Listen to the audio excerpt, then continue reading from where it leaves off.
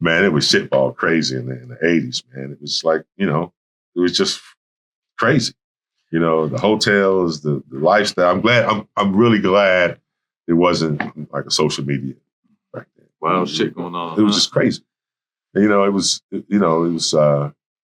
just crazy. And it was fun, but it was dangerous, and it was just free fall. Talk about the fandom, though. I mean, you're coming from North Carolina. You're in Hollywood now. You're coming on one of the best teams. Arguably two of the greatest players of all time.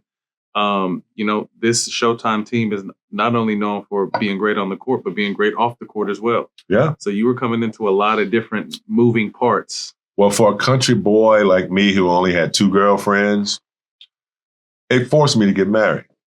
It forced you. Because I was out here for a couple of years alone, and it was a death wish. A death wish, which I couldn't handle it. Yeah. And on a serious note, if you're not absolutely sure who you are, and it should be a process that you go through, you should not be in a seriously committed relationship or get married. It's okay to have a committed relationship. I'll take that back, but marriage is tough. I went through my entire 20s internalizing, and I didn't really want to. I was brought up in the church. My dad was a minister, and so I didn't want to go to the strip clubs. I was trying to be loyal to my wife, but all the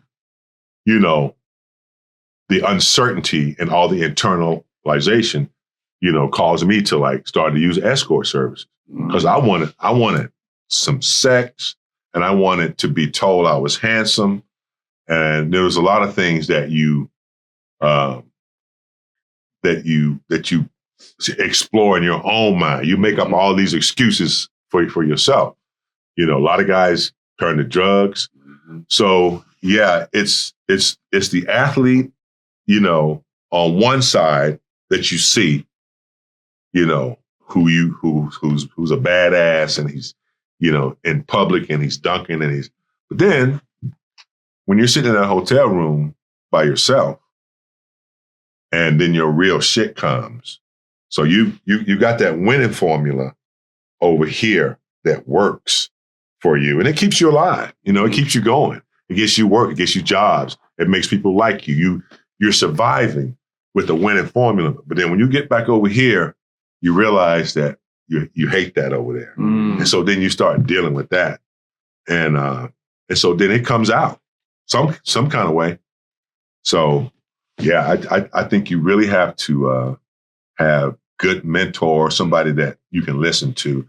Because when you become 20, 21, and you run into all this fame and fortune and money and craziness, like my best friend was a doctor, or is a doctor.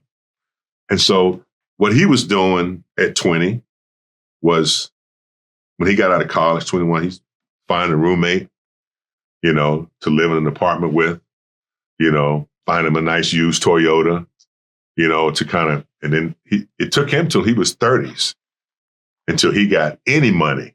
And then he had a bunch of money to pay back, but he had a real stage of life.